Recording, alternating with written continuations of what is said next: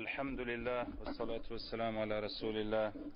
سبحانك لا علم لنا إلا ما علمتنا إنك أنت العليم الحكيم، ولا فهم لنا إلا ما فهمتنا إنك أنت الجواد الكريم. إن الحمد لله نحمده ونستعينه ونستغفره ونعوذ بالله من شرور أنفسنا ومن سيئات أعمالنا. من يهدي الله فهو المهتد، ومن يضلل فلن تجد له وليا مرشدا. وأشهد أن لا إله إلا الله وحده لا شريك له، وأشهد أن محمدا عبده ورسوله صلى الله عليه وسلم. بلغ الرسالة وأدى الأمانة ونصح الأمة وكشف الغمة وجاهد في الله حق جهاده حتى أتاه اليقين. Chers frères et sœurs en islam, nous allons parler aujourd'hui de notre relation avec Allah Tabaraka wa Ta'ala, notamment la relation telle qu'Allah Ta'ala l'a décrit. Allah Ta'ala dit Inna waliyyi Allah alladhi nazzala al-kitaba wa huwa yatawalla as-salihin. Allah dit certes mon maître, mon allié est Allah qui a descendu le livre et il prend comme allié les pieux. Ce mot wali, allié, est un mot qui va dans les deux sens. Allah est le wali des croyants et les croyants sont le wali d'Allah. C'est une alliance. On dit pour Allah qu'il est le maître, que nous sommes les élus. Pour un homme, c'est l'élu d'Allah Tabaraka wa Ta'ala. Pour bien comprendre, chez les Arabes avant l'islam, il y avait un système tribal. La tribu se défendait, faisait la guerre ensemble contre les autres tribus. Et il arrivait qu'un étranger vienne rentrer dans la tribu et devenait un maoula, un allié de la tribu. Ce qui fait qu'il va faire la guerre avec la tribu et aussi la tribu va faire la guerre pour lui. Il devient comme un membre de la tribu. Et c'est cette alliance que Allah met entre nous et lui, que nous sommes avec Allah, nous sommes des serviteurs d'Allah, nous faisons ce qu'il dit, nous exécutons ce qu'il veut, et lui aussi, il va nous donner tout ce qu'on veut, et il va nous aider. وَكَانَ حَقًّا عَلَيْنَا نَصْرُ الْمُؤْمِنِينَ. Et c'est un devoir pour nous d'aider les croyants. وَكَذَلِكَ نُنْجِ الْمُؤْمِنِينَ. Et ainsi, nous secourons les croyants. C'est ce lien qu'Allah Ta'ala veut avec nous. Et je vais vous inviter pour cela à méditer la sourate Al-An'am, la sourate 6, Al-An'am, les bestiaux. Cette grande sourate parle uniquement de ce thème. Vous pouvez la relire du début à la fin. Ça parle de notre relation avec Allah Tabaraka wa Ta'ala. Et dans cette sourate, Allah dit قُلْ أَغَيْرَ اللَّهِ أَتَّخِذُ وَلِيًّا فَاطِرَ السَّمَاوَاتِ وَالْأَرْضِ. Dit, est-ce que je prendrai un autre maître qu'Allah, créateur des cieux et de la terre? Quel autre maître qu'Allah je vais prendre?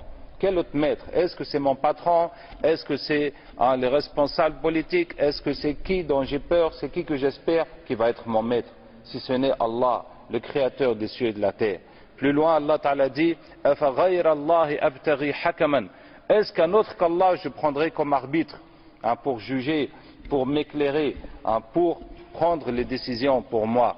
Et à la fin, Allah Ta'ala dit أَفَغَيْرَ اللَّهِ أَبْتَغِي رَبًّا وَهُوَ رَبُّ كُلِّ شَيْءٍ. Est-ce que je prendrai un autre Seigneur qu'Allah, alors qu'il est le Seigneur de toutes choses?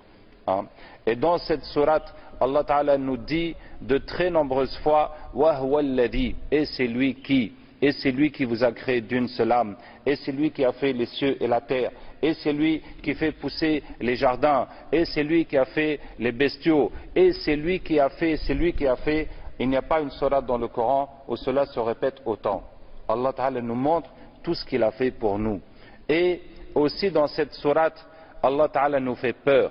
Allah Ta'ala dit قُلْ أَرَأَيْتُمْ إِنْ أَخَذَ اللَّهُ سَمْعَكُمْ وَأَبْصَارَكُمْ وَخَتَمَ عَلَى قُلُوبِكُمْ مَنْ إِلَهٌ غَيْرُ اللَّهِ يَأْتِيكُمْ بِهِ. Dis, voyez-vous, si Allah prend votre ouïe et votre vue et qu'Allah scelle vos cœurs, quel autre Dieu qu'Allah vous le ramènera?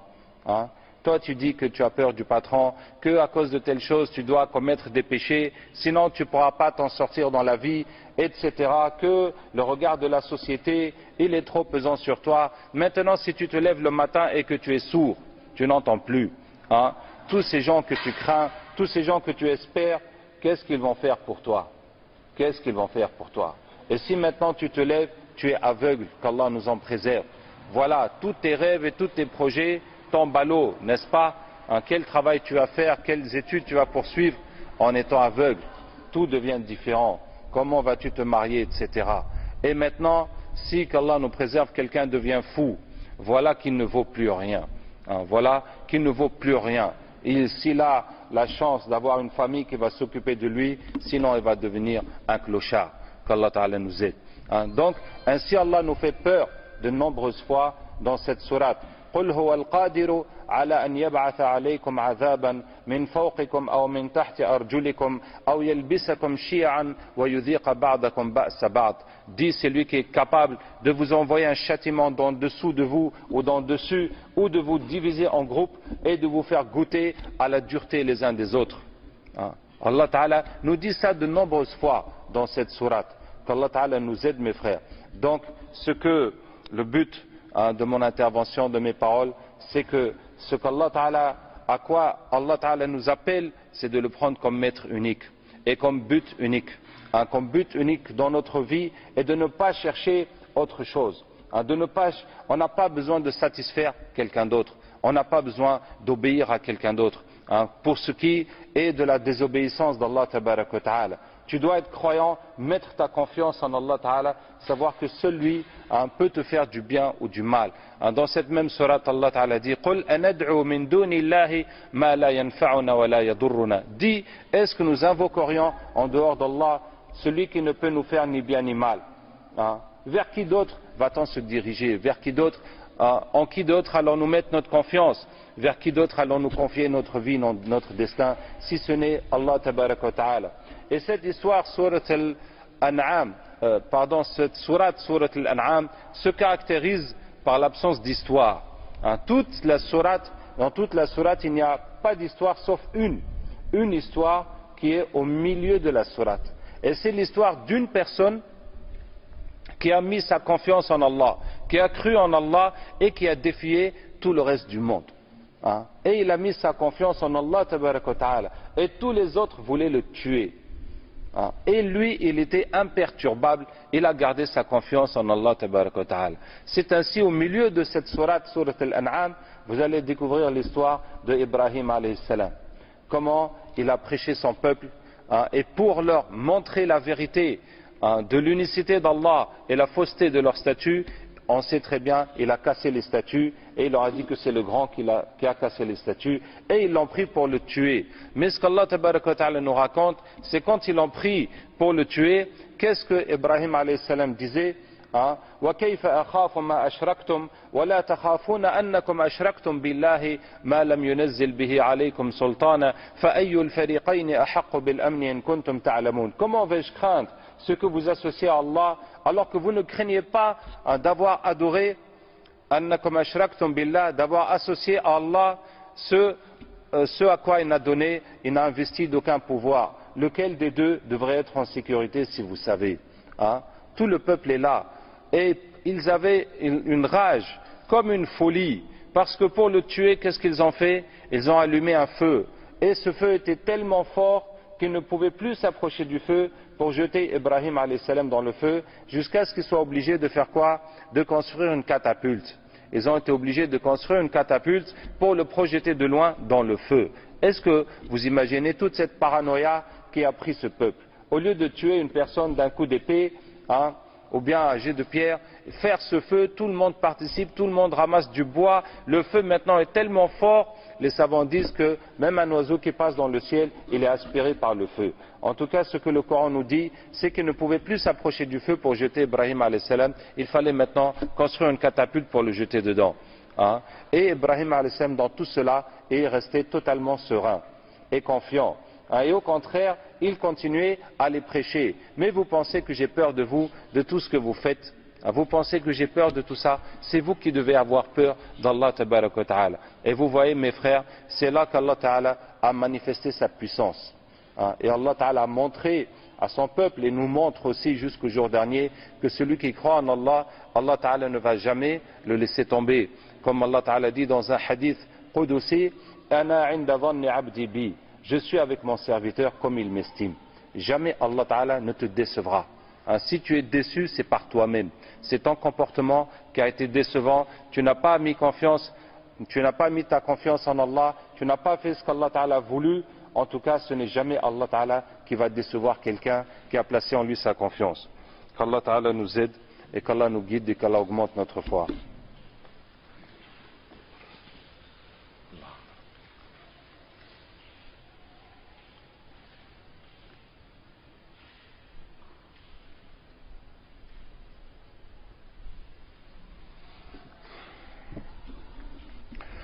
الحمد لله والصلاة والسلام على رسول الله سبحانك لا علم لنا إلا ما علمتنا إنك أنت العليم الحكيم ولا فهم لنا إلا ما فهمتنا إنك أنت الجواد الكريم. Nous allons essayer de brosser, Inch'Allah, certains des résultats. Et qu'est-ce qu'Allah Tabaraka wa Ta'ala va nous donner? Qu'est-ce qu'Allah Ta'ala va donner aux croyants? Quel est l'avantage de ce concept de la vie, de vivre pour Allah Tabaraka wa Ta'ala? Effectivement, vivre pour Allah Tabaraka wa Ta'ala, l'islam, ce n'est pas juste faire les prières, respecter les piliers, faire le halal, et puis vivre comme tout le monde. Vivre comme tout le monde, ça veut dire que nous devons bien comprendre que nous sommes dans une société de consommation.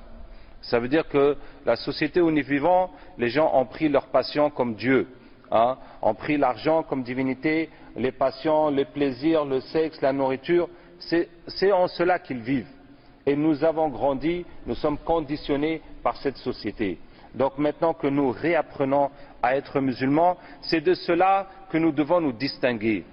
Et nous devons savoir que notre objectif dans la vie n'est pas ça.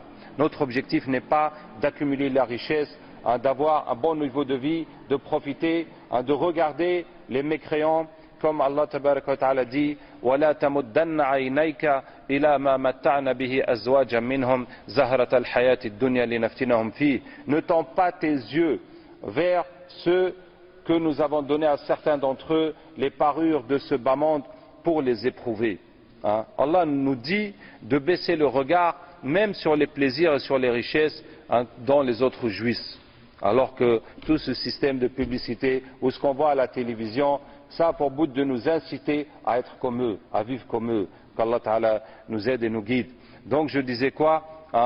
Un croyant a pour but dans la vie de se rapprocher d'Allah Tabaraka wa Ta'ala, de réaliser la foi, notre attachement à Allah Tabaraka wa Ta'ala. Et je vais vous donner un exemple là-dessus que le Coran nous donne. Le Coran nous donne l'exemple de deux personnes qui adorent Allah Tabaraka wa Ta'ala. Un qui l'adore et qui a la dunya dans son cœur, et l'autre qui a vraiment la foi dans son cœur. Celui qui a la dunya dans son cœur, Allah Tabaraka wa Ta'ala dit وَإِذَا مَسَّ النَّاسَ ضُرٌّ دَعَوْا رَبَّهُمْ مُنِيبِينَ إِلَيْهِ. Quand il arrive aux gens à malheur, ils appellent leur Seigneur en l'implorant, en le sollicitant, en le suppliant, en pleurant même. Mais quand le malheur est parti, ils se mettent à invoquer d'autres qu'Allah Tabaraka wa Ta'ala. Voici qu'Allah Ta'ala nous aide. Réfléchissons un peu, mes frères, mes sœurs. Si on se dit, qu'est-ce qui peut nous faire pleurer dans la vie? Qu'est-ce qui peut nous faire passer une nuit blanche? Si tu vois qu'on t'a renvoyé de l'école, comme on est étudiant, on va passer toute la nuit à réfléchir. Qu'est-ce qui va se passer? Si quelqu'un, un de ses proches, par exemple, si on a un enfant, l'enfant n'est pas rentré de l'école, personne ne sait où est-ce qu'il est. On va passer toute la nuit en panique, c'est vrai ou pas? À pleurer, à demander à Allah Tabaraka wa Ta'ala. Mais est-ce que quelqu'un a passé une nuit blanche par crainte de l'enfer, ou à penser au paradis, ou à penser à ses péchés et à pleurer devant Allah Tabaraka wa Ta'ala? Vous voyez, il n'y a que la dunya, quand elle est touchée, qui va vraiment nous toucher le cœur et qui va vraiment nous lever, nous chasser le sommeil. Ensuite Allah Ta'ala dit أَمَنْ هُوَ قَانِتٌ آنَاءَ اللَّيْلِ سَاجِدًا وَقَائِمًا يَحْذَرُ الْآخِرَةَ وَيَرْجُو رَحْمَةَ رَبِّهِ. Est-ce que celui qui est soumis des heures de la nuit, debout et en prosternation, qui craint l'au-delà et qui espère la miséricorde de son Seigneur, sont-ils égaux ceux qui savent et ceux qui ne savent pas? Voilà quelqu'un qui sait qu'est-ce qu'il y a, qui connaît l'enfer, le paradis, la miséricorde d'Allah, le châtiment d'Allah Ta'ala aussi. Et c'est cela qui l'empêche de dormir. Et c'est cela qui le pousse à se lever, à prier Allah Tabaraka wa Ta'ala. C'est cette foi, mes frères, dont on a besoin. On a besoin de cette foi. Comment se fait-il qu'on peut regarder des films pendant des heures sans se lasser? Mais si on va adorer Allah, si on va prier, 10-15 minutes, même si l'imam rallonge un tout petit peu, on est fatigué, on n'a pas le temps. Et on n'a jamais le temps. On n'a jamais le temps de faire des longues prières, de trouver du plaisir d'être avec Allah tabarak wa ta'ala. Donc je disais, mes frères, quelle est la conséquence de cette foi qu'on a de s'attacher à Allah et de se détacher des créatures? Le prophète sallallahu alayhi wa sallam dit qu'Allah tabarak wa ta'ala dit: celui qui se fait l'ennemi d'un de mes élus, je lui déclare la guerre. Et la personne, pour se rapprocher de moi, n'a pas mieux fait que les obligations. On doit commencer par s'acquitter des obligations et laisser les interdits, ce qui va ensemble. Et ensuite, la personne ne cesse de se rapprocher de moi avec les nafilas jusqu'à ce que je l'aime. Est-ce que vous comprenez? Ça veut dire que faire des efforts pour les nafilas, tant qu'on n'a pas assuré les obligations et tant qu'on commet encore les péchés, n'est pas très utile. C'est toujours utile, c'est toujours bien de faire des nafilas, mais ça ne va pas régler le problème qu'il y a entre nous et Allah du fait qu'on laisse les obligations ou qu'on commet les interdits. Donc c'est d'abord ça qu'il faut vraiment s'assurer dans sa vie, de faire tout ce qu'Allah nous a ordonné de faire et de laisser ce qu'il a interdit. Et ensuite la personne ne cesse de faire les nafilas jusqu'à ce qu'Allah l'aime. Et Allah Ta'ala dit: une fois que je l'aime, je deviens sa vue par laquelle il voit, son ouïe par laquelle il entend, sa main par laquelle il frappe, son pied par lequel il marche, et s'il me demande, je l'exauce, et s'il demande ma protection, je le protège.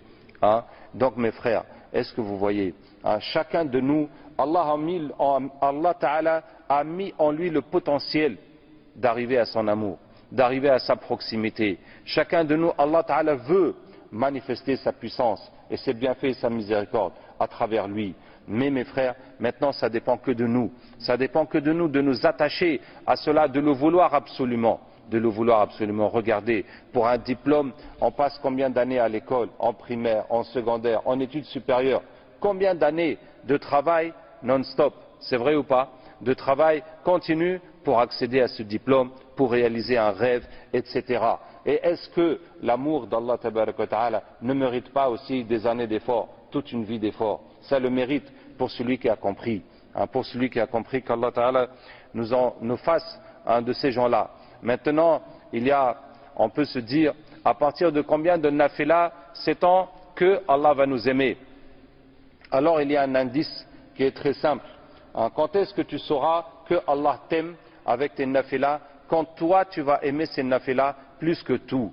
Quand tu vas aimer la prière, le Coran, le dhikr, les bonnes actions, l'aumône, le jeûne, plus que on aime les films, plus qu'on aime la bonne nourriture, etc.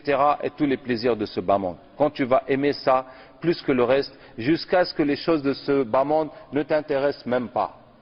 Ne t'intéressent même pas. Je vous cite à ce sujet la parole d'un homme saint qui tournait autour de la Kaaba, et c'était quelqu'un de connu, et le roi était là, le roi à l'époque était là, et il lui a dit: hey, Cheikh tel, tu sais, si vous avez besoin de quelque chose, vous pouvez me demander à tout moment. Et le cheikh lui dit: ah, nous sommes devant la Kaaba en train d'adorer Allah Tabaraka wa Ta'ala et je vais m'adresser à quelqu'un d'autre. Et le roi lui dit: ah, cheikh, vraiment, excuse-moi, j'ai commis une erreur, alors excusez-moi vraiment. Et puis le roi l'a retrouvé à un autre moment où il n'était pas en train de faire le tawaf, où il était libre. Il lui dit: cheikh, voilà, maintenant, tu peux me demander ce que tu veux. Et le cheikh lui dit: mais est-ce que toi, tu possèdes ce bas monde ou bien tu possèdes l'au-delà? Et le roi lui dit: cheikh, quand même, moi je suis roi ici, dans l'au-delà je n'ai aucun pouvoir. Il lui dit: alors ce bas monde, je ne l'ai même pas demandé à celui qui l'a créé. Pourquoi est-ce que je vais te la demander à toi? Celui qui l'a créé, je lui ai même pas demandé de me donner ici, et pourquoi donc c'est à toi que je vais demander? Qu'Allah Tabaraka wa Ta'ala nous aide. Donc je disais, mes frères, quand on choisit cette voie de la foi, Allah Ta'ala va nous éprouver. Allah Ta'ala va nous éprouver. Ce n'est pas comme ça directement que la facilité va venir. Mais toutes les épreuves d'Allah Ta'ala sont un bien. Je vous donne un exemple. On peut remercier nos parents, on peut remercier notre père pour tout le bien qu'il a fait pour nous, tout ce qu'il a dépensé, nourri, éduqué. Mais aussi, on va remercier notre père pour toutes les punitions qu'il nous a infligées, pour toutes les fois où il nous a tapés, où il nous a punis, où il nous a privés, n'est-ce pas? Puisque ces punitions-là sont nécessaires dans notre éducation. Et si ce n'était ça, peut-être qu'on aurait été quelqu'un de pas bien. En tout cas, on aurait fait beaucoup plus de bêtises dans notre vie, n'est-ce pas? Et Allah Tabaraka wa Ta'ala, nous le remercions pour tous ses bienfaits, mais nous le remercions aussi pour les malheurs qu'il nous inflige, pour les épreuves qu'il nous inflige, parce que cela est pour notre bien. Et je vous offre la parole de ce saint Abdul Qadir al-Jilani, rahimahullah, qui dit Allah, ta privation est un don. Il dit Allah, ta privation est un don. Et, masha'Allah, qu'Allah Ta'ala nous aide. Il dit Allah, ta privation est un don, ton épreuve est un remède. La ilaha illallah, j'ai oublié la troisième partie, qu'Allah Ta'ala nous aide. Il dit Allah, ta privation est un don. Quand tu nous prives de quelque chose, c'est pour nous donner mieux que ça. Et ton épreuve est un remède. Quand tu nous éprouves par quelque chose que nous détestons, c'est pour nous guérir, c'est pour nous corriger. Qu'Allah Ta'ala nous aide, Inch'Allah. La parole de Abdul Qadir al-Jilani.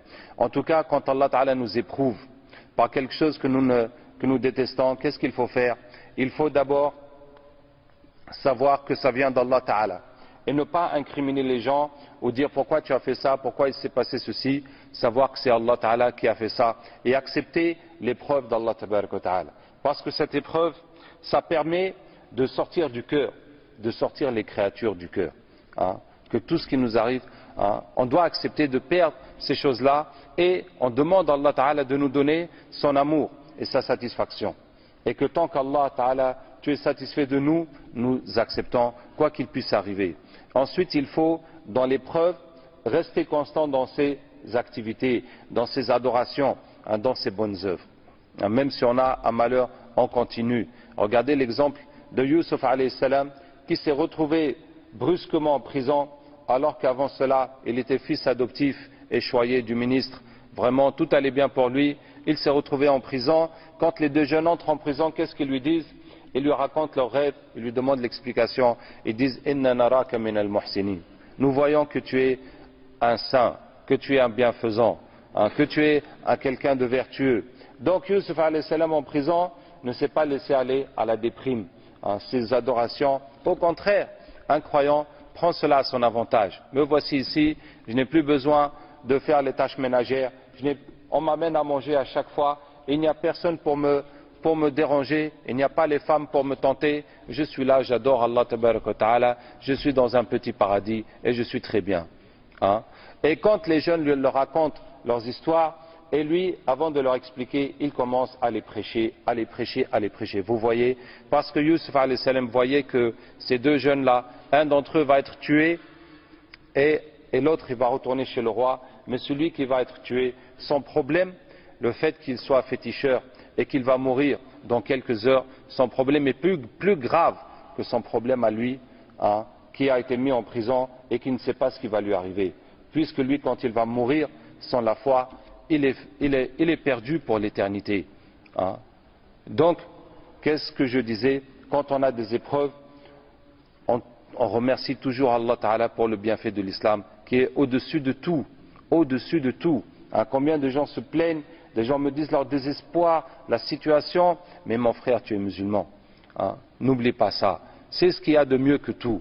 Et après l'islam, c'est la piété, la droiture. C'est ça qui compte dans la vie. Tout le reste va rester derrière nous. Qu'Allah Ta'ala nous aide. اللهم رب لك الحمد كما ينبغي لجلال وجهك وعظيم سلطانك. اللهم صل وسلم وبارك على سيدنا وحبيبنا محمد. ربنا تقبل منا إنك أنت السميع العليم وتب علينا إنك أنت التواب الرحيم. يا حي يا قيوم برحمتك نستغيث. أصلح لنا شأننا كله ولا تكلنا إلى أنفسنا طرفة عين. لا إله إلا الله الحليم الكريم. سبحان الله رب العرش العظيم. الحمد لله رب العالمين. نسألك موجبات رحمتك وعزائم مغفرتك والغنيمة من كل بر والسلامة من كل إثم والفوز بالجنة والنجاة من النار. لا تدع لنا ذنبا إلا غفرته ولا هما إلا فرجته ولا حاجة هي لك رضا إلا قضيتها ولا مريضا إلا شفيته ولا ميتا إلا رحمته ولا غائبا إلا رددته ولا دينا إلا قضيته ولا كربا إلا نفسته ولا غافلا إلا ذكرته ولا جاهلا إلا علمته ولا عاصيا إلا تبت عليه ولا ضالا إلا هديته ولا عازبا إلا زوجته. يا أرحم الراحمين اللهم انصر إخواننا المستضعفين. اللهم يا رب انصر إخواننا المستضعفين. اللهم اهلك الظلمة الأشرار يا أرحم الراحمين. اللهم أعز الإسلام والمسلمين. اللهم أعز الإسلام والمسلمين. اللهم راجع بالأمة إلى الدين وانشر هدايتك في العالمين.